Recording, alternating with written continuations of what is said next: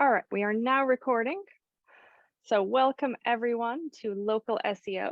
This is a meetup of the Baltimore WordPress meetup group on May 3rd of 2022. This is an informational meetup. The information, products, and services that we show are for use at your own risk. Just because we show a website, plugin, theme, etc., is not an official WordPress endorsement of it. Keep it family friendly, as most of us are attending from home and many of us have family of all ages in the background. We're going to do our best to follow the WordPress guidelines for community standards. And if you break those guidelines, I'll toss you from the meeting. So no spamming or spammer-like behavior. We have people of all different skill levels and backgrounds, so no judgment for those at a different skill level. And generally, don't be a jerk. We will be using the Zoom chat for quick questions and to queue people up. So go ahead and find your Zoom chat, open it up. Everyone is going to be started as muted, and I'll unmute you if you're going to be answering a question. I'm going to turn off some of the extra videos just during the presentation because some people have a less than ideal internet connection.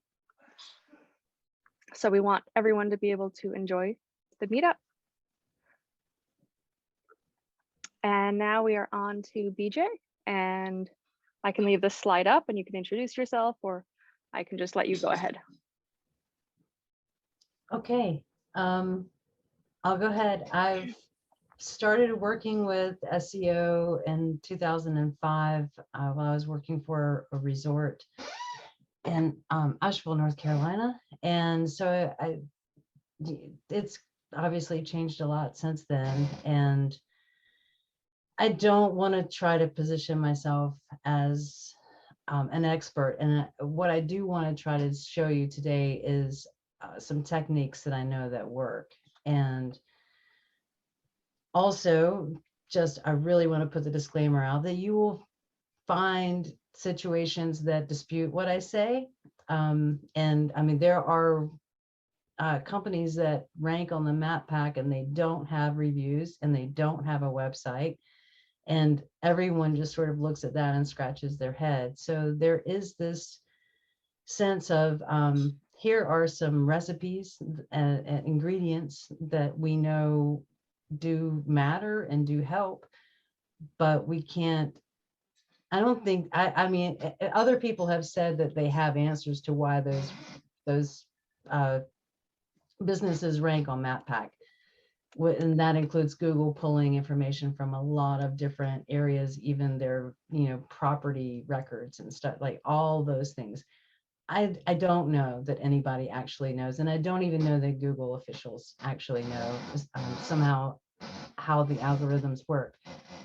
So all of that being said, I have been doing this for a while, and I have been reading a lot, and I listen to a ton of podcasts, and just make a sincere effort to try to find what is going to work for my clients.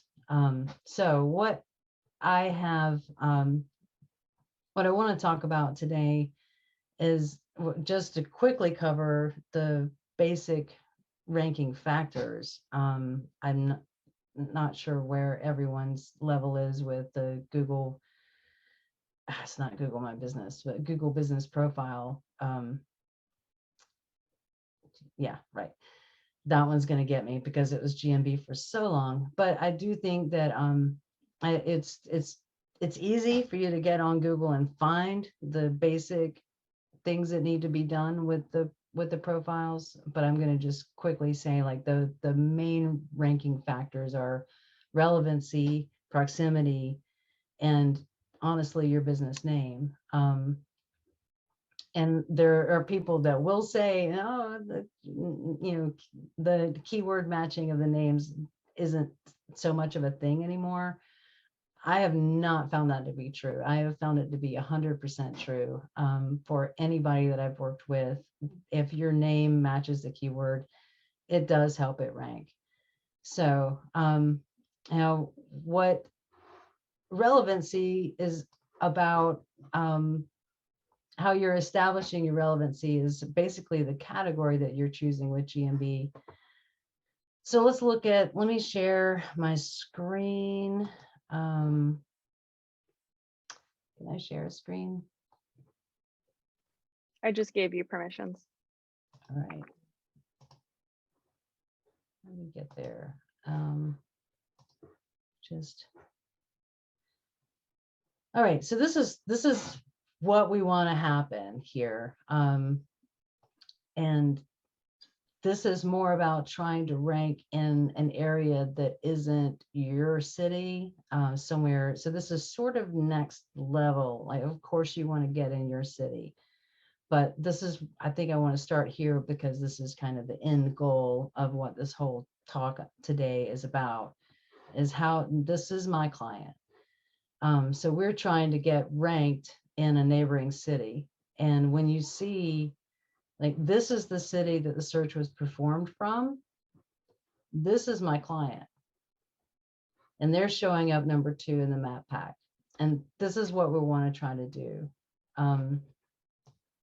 And so when we're looking at GMB, sorry, this is going to take me a while, GBP.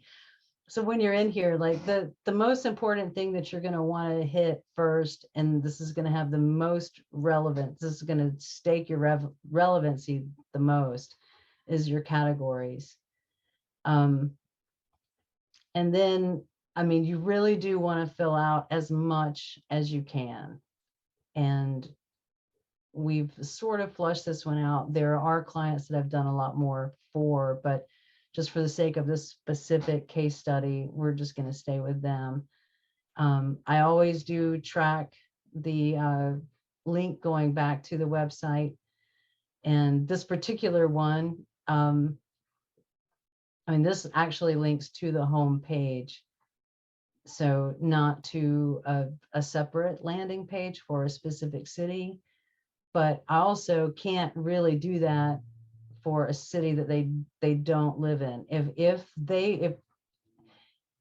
what am I going to say? Okay, so if they were in a larger city and had a difficult time ranking in the city that they're already in, then I would build a city page for that city, and I would link them to link this GMB to that page, as opposed to linking just straight to the home page.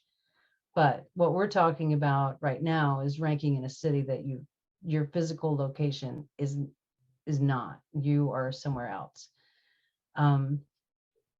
So you're going to want to cross off all the basic things. Like, you're going to want to fill this out. You're going to want to add, you're going to want to have reviews. You're going to want to have photos. So we've got plenty of photos. We go through their services. And did we have products? Oh, we're not allowed to put products. so there's that, because of their sell CBD. But anyway, so that's the basics of what you're going to want to do. Now, what had happened and what sent me down this path of the landing page, and it all kind of happened around the same time. And I'm sorry, I did not take notes at the time as to what podcasts I was listening to. I really do think that it Recipe for SEO Success, and I can't find that episode because I was trying to reference it. I really believe that was the one that where there was someone on there talking about how important different elements for a landing page from GMB. And then there was also local SEO tactics and SEO strategies. I'm going to add all this to a Google Drive, and you guys can go there and grab things from there that you can see, use as examples. You can follow these podcasts. So anyway, I don't know exactly which ones, but between the things that I was listening to, I had sort of started to map out what a good landing page might be. that's hitting all of the SEO points that I wanted to hit from all the other different things. And I also wanted to just sort of pull it together and see how all this is going to come together. And then out of nowhere, my client was bumped out. I don't have a screenshot of this because this was a while ago, but they were bumped out of the map pack in our own town by a company that's in Pennsylvania. So I was like, what in the world just happened? And that sent me down this, like, well, what did they do? And I'm just going to go ahead and tell you that this is all going to hurt your design sensibilities. So just brace yourself for some pretty bad design. But this was the page. And when I got there, I was like, all right, what have they done? And then I'm like, well, they're doing pretty much what I had started to jot down as what a good landing page should be. It's a little over the top. And so again, everybody use your own judgment and your own design skills. But when I go through this, what I'm going to say is like, I'm going to break down like how this all comes together and why it works. They're hitting Williamston, NC in several key headlines. And then they've got their products, and they go through, then they have a section of FAQs. I was like, okay. They have a about us section, a little bit more about Delta 8. So they're hitting the keywords that they're wanting to hit. This is some kind of weird thing that happened with the Google or the Chrome screenshot. So there's that. So they've got some nice content as far as search engines are concerned. And then when you get to the bottom in their footer, even though their address is for Pennsylvania, they have a Williamston map. And I was like, what? So, this was like, okay, this is making everything that I have heard make a lot more sense. And they look how they used Williamston, North Carolina in their FAQs. Not all the time, not in every FAQ, but they did manage to work it in. So then I was like, well, this is what I want to do. So it has a couple of additional things that aren't in here. And again, as much, content as you can flesh out for whatever your budget is, then, definitely the page should have enough content to really work it, work your keyword well. But so obviously, just like any page, you're going to want to have a good page title.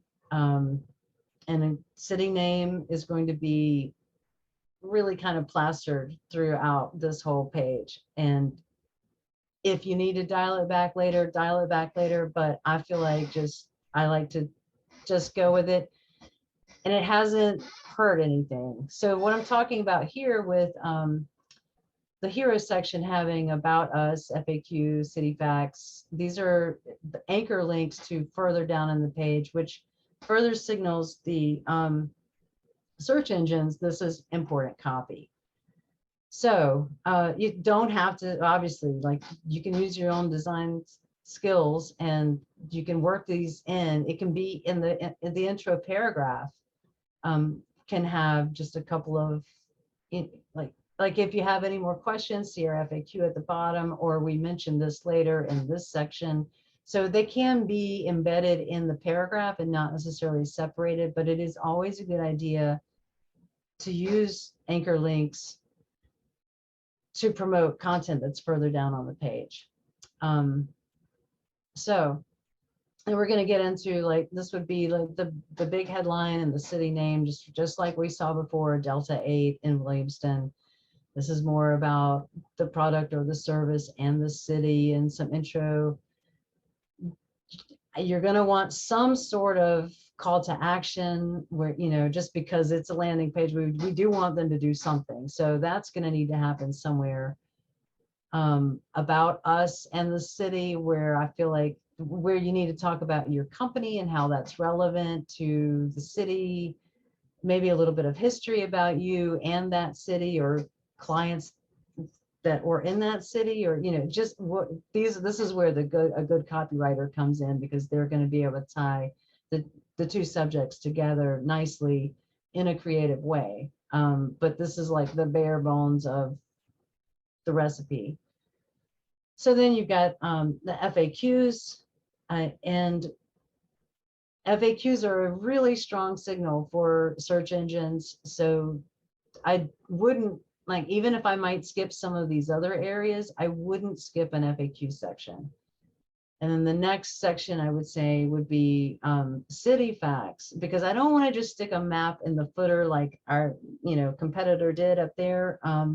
That it just isn't relevant to any copy that's beside it. I think it makes more sense if we're going to talk about whatever the city is, that we have some city facts relating to the product and the service. And, you know, so again, a good copywriter has to get creative with how do we marry these two subjects together. So for, you know, Karen and I were talking about home builders, you know, then you can use like demographics of the homes that are being built in the city, the number of home builders that are in the city, if there were awards or presentations about for home builders, like you just have to find how those two subjects can reside in the same place, because you're really just trying to hit those keywords as often as possible in a way that makes sense to the search engines. And so then this is in black because it's not our footer, but this is schema markup that is hooked into the header of the page. And this is one of the reasons why FAQ section is so important, because we're going to want to be able to say, we're going to want to be able to tag it with FAQ schema. I don't really tag it. I use JSON, but that's why I want to do it that way. And I've got some schema in that folder in the Google Drive that I'm going to share with you that are examples of really fleshed out schema, not just what you can get from the little schema generators, because they're very, very, very bare bones. And there's just so much more detail that you can get if you dive in a little bit deeper. So I was like, this is what I want to do. Let's give it a shot. Let's see what happens. So, and again, your design sensibilities are probably going to be hurt, but this is what we've got. What I chose to do was put my anchor links at the top like that. Again, it could, in a couple of others, they've been embedded in the actual intro paragraph. But trying to hit this as hard and as often as possible. If you're looking for Delta 8 gummies, and we've only got a couple of products. This is a little bit, we're trying to get for Delta 8 buds and gummies all on the same landing page. And that's somewhat of a client budget issue, which a lot of clients aren't going to have the budget to have separate pages for every single thing that they want to do. So that's kind of why I will sometimes split and have more than one H1 on a page, but only in these instances, not on their actual website pages, but when we're doing specialized landing pages then I just want it to, I don't mind if it cannibalizes, if these two things cannibalize each other, because it is equally about two different topics. So anyway, that's that. Then we go into the FAQ section. This is again a Chrome screenshot. So I don't really understand why it dropped the map out of the screenshot, but this is where the map about Washington resides on the live web page.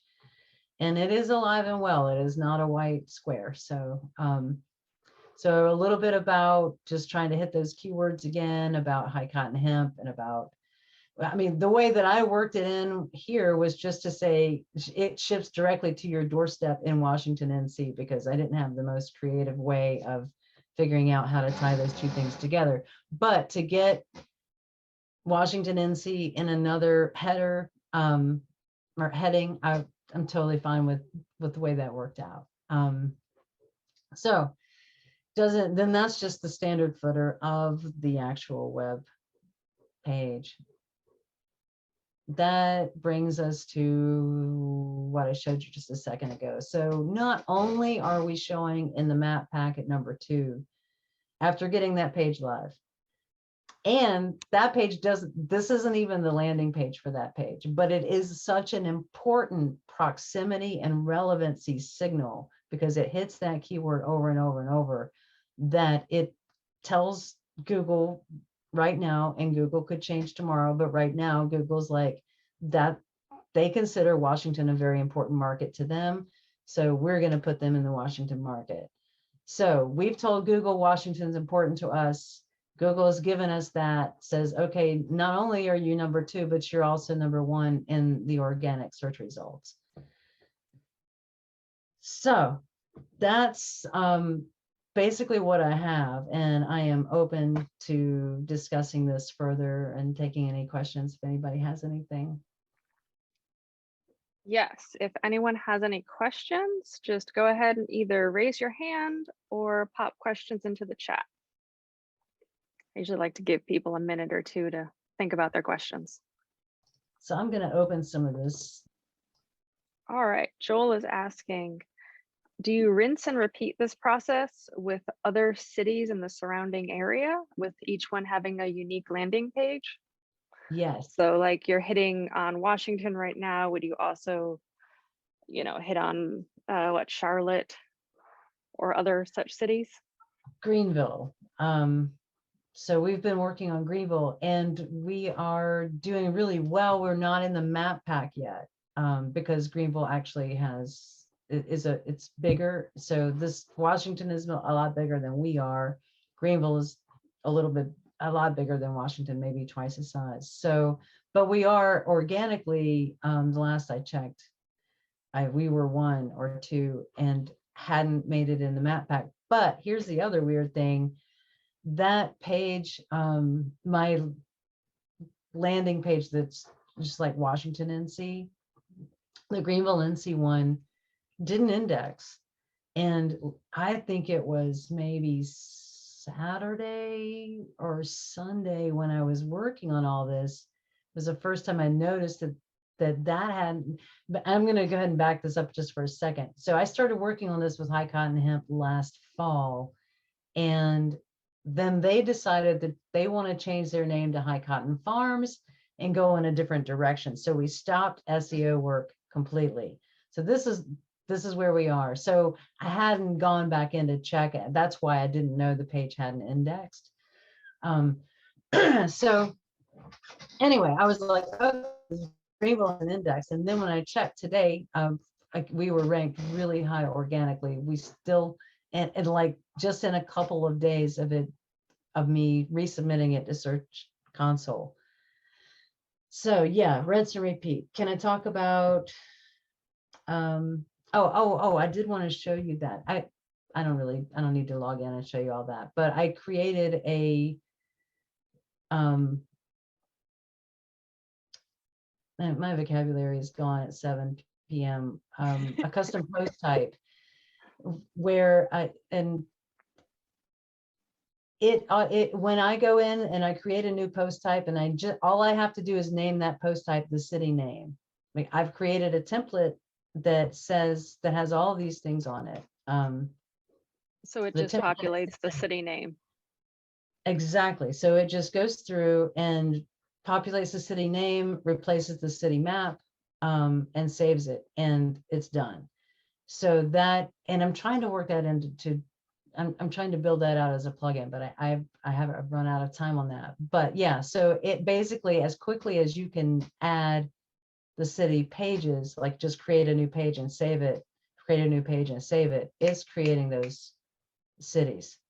So yes, and it would be pretty much the same, except for that city paragraph where you're trying to go in and really make it relevant to that city. But for now, because of the way that I wrote it was so generic, it could work. Where you're just, sending it to your doorstep in Greenville or sending it to your doorstep in New Bern. Yeah, but is it also good to change up a little bit of the content so Google's not like, this is an exact duplicate page? I'm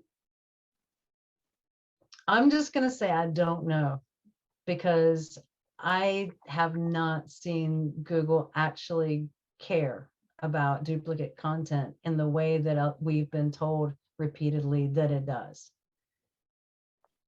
I'm not going to sit here and say that everyone else is wrong. And like I said, you're going to find ways around what I've said here today that none of this matters, that you can rank here without any sort of a landing page or even a website. But duplicate content has not been a problem for anything other than those SEO tools that I run pages through. They always are like, blah, but Google has never cared. Can I talk about BPM? Can you explain what it is that you want to know about BPM? Yeah, Terry, are you still there? Okay. She has a yarn store, and I don't use this. Yeah, Terry, if you just want to unmute yourself, you can. Hi. Oh. This is new to me. I mean, my client has a yarn store, and she's very active online it's a very small yarn store, but she's active online on Facebook and all, but the Google Business Profile Manager is new to me. Can you just explain that a little bit? Yeah, so more or less the point of the Google Business Profile Manager is to get in this map pack. So when people would search for yarn store near me, this is what you're wanting to do. You're wanting your client to be in here. So in order to try to get here, you've got to create a Google Business Profile Manager. Now, what you can do, what's your client's name? We'll just do that right now. Yarn Ability, YARNABILITY. One word, okay. one word. Oh. In what city? Charlestown. It's showing up right there. Fantastic. So what if I say, so this knowledge panel looks good. So what? I see. Yeah. This is what you're going to want to do. You're going to want to go in and claim it. Well, I'm going to back out. So you would just go in and claim it. And when you claim it, you're going to get, oh my God. I like to do my searches from a incognito browser just because it gives me a clear, clean search. So that's why that's a little cumbersome right now. But yeah, so once you've claimed it, you're going to get into Google Business Profile Manager. And there are so much information and YouTube videos and everything available as far as how to get this off the ground and get it started. It's very, very easy. So, I mean, this is basically the dashboard when you get in, and you're going, you're just going to want to fill out as much information as you can. And I can do that, I mean, for her, right? I mean, I can do that for her, right? I mean, she doesn't have some of this stuff like Facebook, she has to do herself. She does herself, she wants to do it, but this is something I could go in and fill out. It doesn't have to directly come through her. Yeah, to claim the owner, to say claim, own this, I can click on that, or does she have to click on that? I have claimed ownership on behalf of my clients, and I share I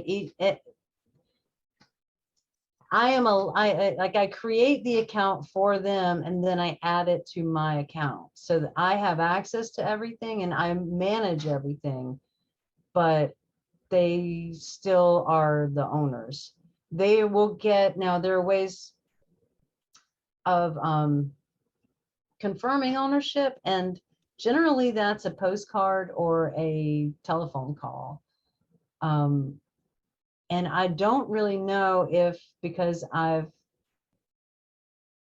affiliated, like I've got some, I don't really understand that the last time I was creating pages, it didn't ask me to confirm anything. So I was like, I don't know if I've won some kind of Google Gold Award because I had no idea. I'm like, I don't know why it didn't ask to confirm anything, but generally speaking, they're going to either want to send a postcard to the physical address because they want to make sure that there is an actual physical address.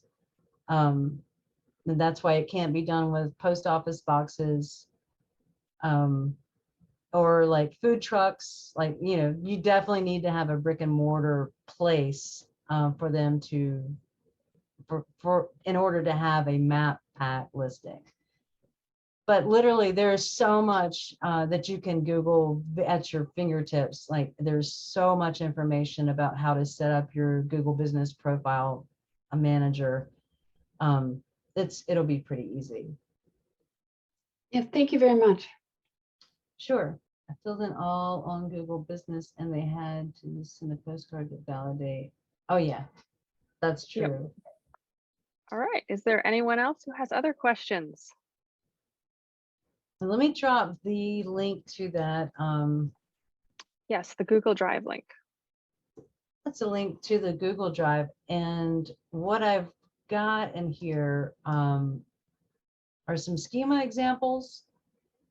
That awful city page example but it sent me down this path. And that's why I was like, all right, I'm going to save that because that was an important mile marker for me to go, I have to do this. I'm going to just tell you, when I saw it, I was angry, and I was just like, what a spammy piece of crap page. And I walked around and huffed and puffed about it for a while because they were beating me out of the map pack. And then I was like, in the whole Bugs Bunny Warner Brothers spirit, I was like, well, if you can't beat them, join them. So I'm going to give it a shot and see what happens.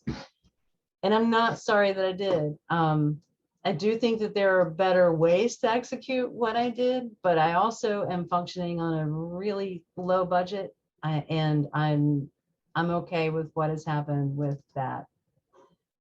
We have a question from Sherry. She's asking about Google Ads and whether or not they have an effect on SEO, and if so, how long that effect lasts.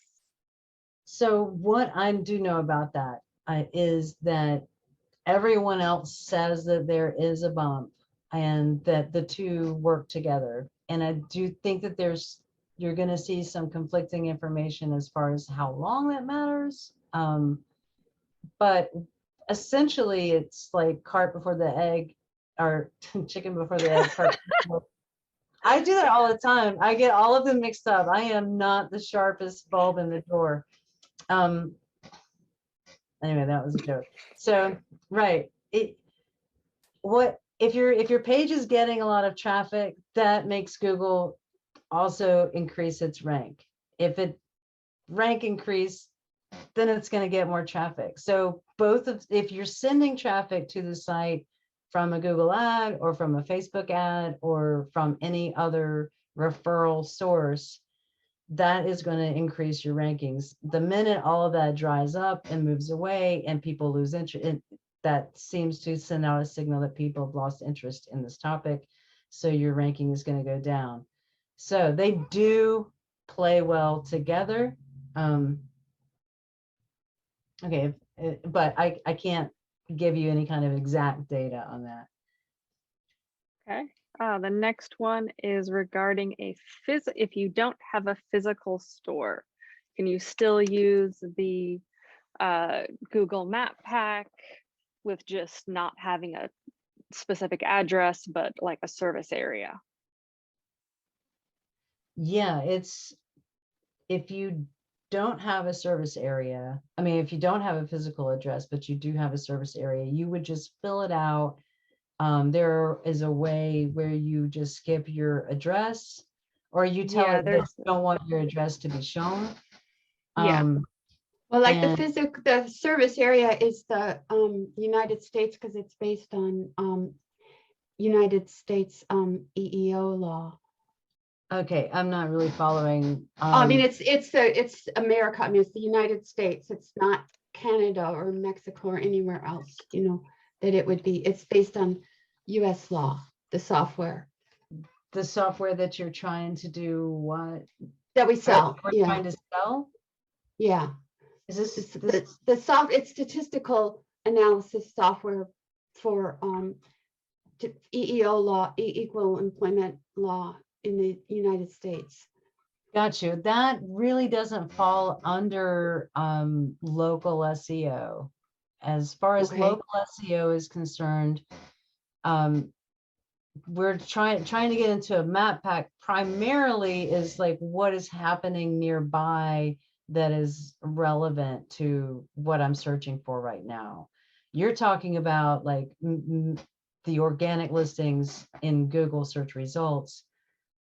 It's not really something that someone's going to drive to or that they need directions to. Yeah, makes Google sense. Maps is really intended for either a physical location that someone can come visit, or if you are a service provider and you travel to a customer's physical Right. location, which would be kind of like a range. Plumber In that case, you or can mark electrician, exactly. right. Yeah. So you can have both a physical address and a service area. You can have just a service area and not list your physical address. Or you can have the brick and mortar where people just come here and I don't serve them. So that's what's different. But if you're selling software to the United States, that falls out of the parameters of the intention of local search. All right. Our next question is if someone wants to be on the map pack, so if someone does a, store near me, but the city name isn't on the website very often. I think that goes back to your point about having the city specific landing page. Yes. Because it is kind of it if you send them to your homepage, I just wouldn't want my homepage feeling as spammy as this landing page that I am telling you guys to give it a shot. Give it a shot, pull things out if you want to pull it out. If you can't stomach having that word in there that many times, then just pull it out and see what happens.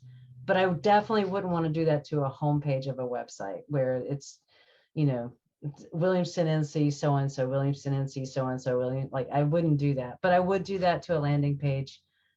If it was strong enough and the call to action was strong enough, people aren't going to even go down further on the page. They're going to get captured by that call to action. And only the search engines are the ones that are going to be reading all the headings that are further down on the page. So yeah, you need the city name.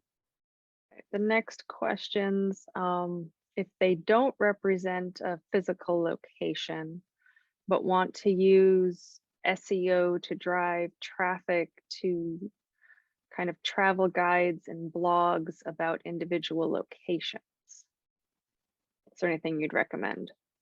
I mean, if you can rank organically, high enough, just under the map pack, but I can't see you getting a blog in the map pack.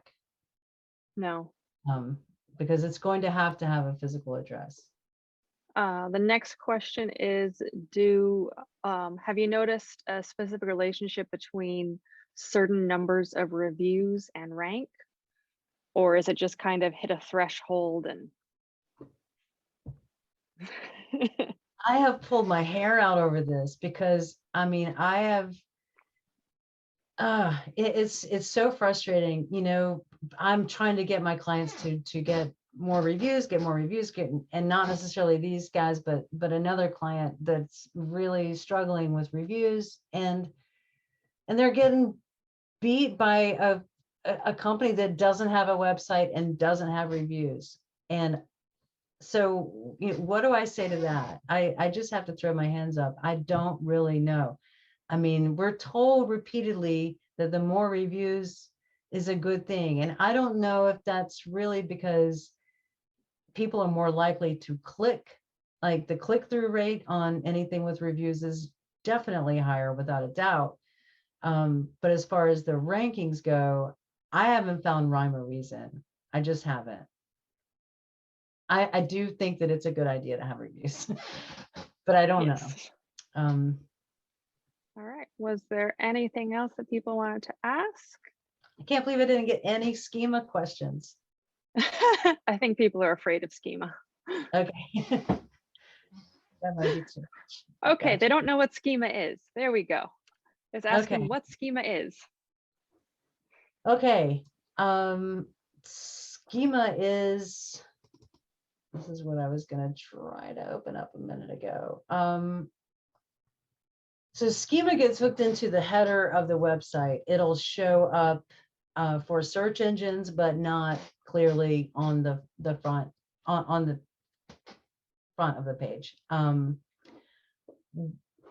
This is how it, this is the JSON code. There are some JSON generators out there. There are plugins that create local business type and I should have opened that up because those are the ones that are most obvious. I didn't want to open it that way. So you'll get local business generators and local business plugins, and a lot of SEO software will offer, you know, oh, we will do the schema for you. But their schema for local business is just so shallow. So this is one that this gives you an idea of like how in-depth it can be for, this is their type organization.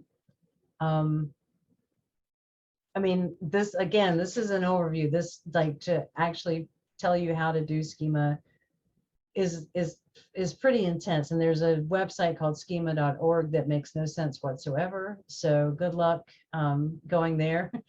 But there are a lot of blogs. This one particular guy, Terry Samuels, that's his name.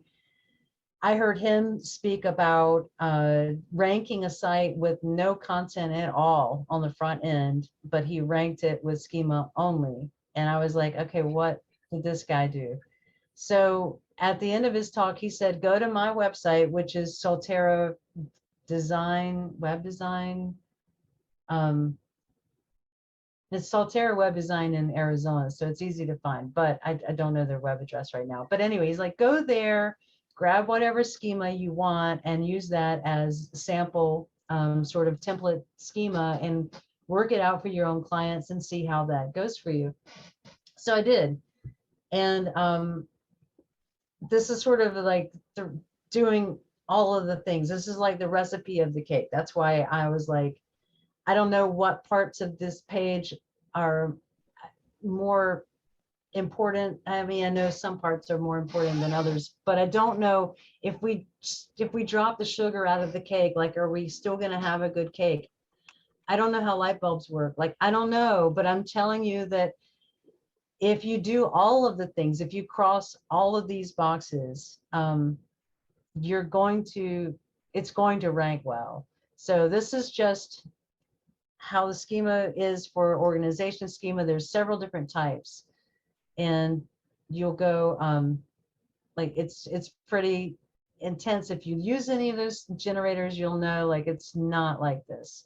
So for each one, Each one of their locations, this is a multi-location dealership, so each one of the locations has a lot. And this is in the Google Drive, so you'll get a chance to just take a look at it and say, whoa, that's a lot. It is a lot. And so Terry Samuels was saying, if it doesn't take you longer to write the schema for the page than it did to take you to build the page, then you haven't done it right. And he definitely goes to town with all the different things. So when you go to validate it, you get a chance to see. You guys, your faces are in front of it again. Hang on. Okay. I want to show you the page that I've spent the most time on. I can't do anything with someone watching. Okay, so here we go. This is a website for a company that is in Raleigh. They weren't ranking well in Raleigh, so oh, dang it, it's showing light. Here we go. Let's get to the Raleigh page. So I did the same thing with them. There's the Williamston page. This is the Raleigh page. But they weren't ranking well in Raleigh. Raleigh is a big city, and trying to get them there. So I created a specific city landing page, and this lands from their Google My Business page to this. And yeah, it kind of ticks a lot of the boxes for, there's some weird thing happening here. I apologize for that. It's got the FAQ section. I don't have a map in here, but that is what that was. So this is the schema that is behind that page. When you run a schemavalidator.org, or then you can see the different things that show up. This is what the search engine sees. So this is a web page. These are all the things that I put in about what this web page is about. So I get to hit a lot of the keywords on the back end as well, and it mentions the cities, sleeper truck repair, diesel mechanics, on that, the type of organization, the fact that they're auto dealers. That's the stuff that we just looked at a second ago. This is all about the services, and all of this is written again in the schema, and it shows up in the header of the website. So each one of their services is named in here, the area served, trying to get that area in central North Carolina. So there is a lot to a schema, and it's really exciting. So how would I edit the schema? You write it. Yeah, if you're kind of comfortable with a little bit of code, or at least CSS, then you can probably write the schema. But if you're not, you'd probably be better starting with a generator. Yeah, I mean, that's how I started. I started with the generator and paid attention to what is happening, what it means. After listening to him and grabbing some code, which is what I mean, so I've shared my code with you guys, and you can use that as a template. I don't have a generator off the top of my head because I haven't used one in so long. I just know that they exist and that I started out using them. You can. There are tons out there. Yeah, there's a lot. And if you like, I believe Yoast does it. Most of the I SEO think plugins have a I think little most of- something. Yeah, I turn them on, so I don't know yeah, which one is the best. And anyone I know who really gets into SEO seriously turns off the schema from any of those plugins and generates their own. Yeah. So FAQ schema is the same. I have, again, all of this is in the Google Drive. You can take a look at it. I mean, you can just open it in Sublime Text, is the editor of my choice, and start reading through it. And as you read through it, like, and we're going very fast right now, but if you sit down and just really look at what's happening, you'll start to understand. I mean, this is very clear when you look at the page why this would be written this way. Oh, I would specifically put it on that page. They're like the local, you have to split it up a little bit. The local SEO, the local business schema will be on every page, and there are some people that are saying not to do that anymore. So there's a little bit of debate. I haven't gone through and ripped mine out of all the pages, but the inside pages, that's why you see on this page, there's web page schema. I still have the organization and the auto dealer on this page, and I'm not totally sure that it should be, but it's not hurting anything, so I'm not taking it out. This service schema is specifically for the services that are mentioned on this page. And this FAQ section is specifically for the FAQ questions that are on this page. So you do have to do it page by page. Does that make sense about each page? I mean, I would Yeah, definitely. there's on a each bunch of page. plugins that'll let you drop in additional stuff on each page. Yes, header footer code manager is one that I've been using a lot until I started working with Generate Press, because that has that nice element section that kind of you can just hook in from there. Okay, did I give everyone like a good mind spin where you're just like, what in the world? I think so. I know it's a lot, and that is kind of how I felt when I listened to Terry Samuel's talk the first time. It really spun me around, and I'm very grateful for hearing him. And I don't know him, and I've never ever even reached out to him, so he probably doesn't know that I'm like his evangelical like, little person out here. So he gets nothing from me telling you guys that he was such a huge inspiration. All right. Well, I am going to share my screen so we can do the wrap up. Okay. All right. So thank you everyone for coming tonight, and especially thank you to BJ for being our guest and telling us all about local SEO. Now our brains are numb and overflowing with information. If Thank you guys everybody. need help It was awesome. outside, if you guys need help outside of Meetup times, or you want to know more about the Meetup group, we have a website and you can go visit it whenever you would like. Our next scheduled meetup is June 9th at 7 p.m. and it is one of our Ask Me Anything, where you bring the questions and we see how well the answers go. And we might be doing a security meetup either this month or next month with a special guest, but it's not confirmed yet.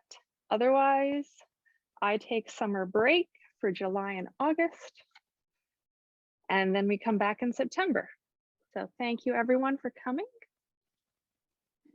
And I hope you all have a good evening. Thanks, everybody. Thanks, Jen. Thank you.